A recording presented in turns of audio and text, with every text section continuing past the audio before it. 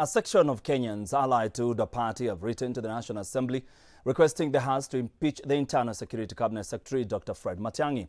In a letter, the four lobbyists have said Dr. Matiangi should be impeached for gross violation of the Constitution. However, lawyers are arguing that it will be very difficult to impeach the CS or any other CS for that matter. Robert Ouma with his story. A lobby group and a section of leaders allied to the United Democratic Alliance Party have been pushing for the impeachment of the Interior Cabinet Secretary Dr. Fred Matiangi. What alleged Kenyans is that we are not in any bad blood with Matiangi, because we may find other regions saying that we are attacking their son. If we find anybody else doing the same, we will still table a motion. We know it's a challenge, but we are hoping for the parliamentarians to take it up. We will reach out to them.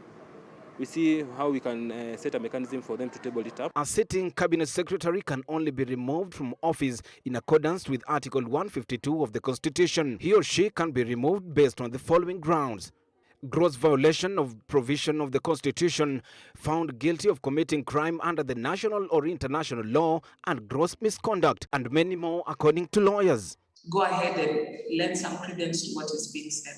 But if the evidence is flimsy, it is hearsay, it is unsubstantiated, or it is something that is already explained in the public domain by some other process, because remember, this process has been subjected to various probes and inquiries and hearings. In pursuant to Article 152, Section 6 of the Constitution, a member of National Assembly, supported by at least a quarter of the members of the National Assembly, may propose a motion requiring the President to dismiss the Cabinet Secretary.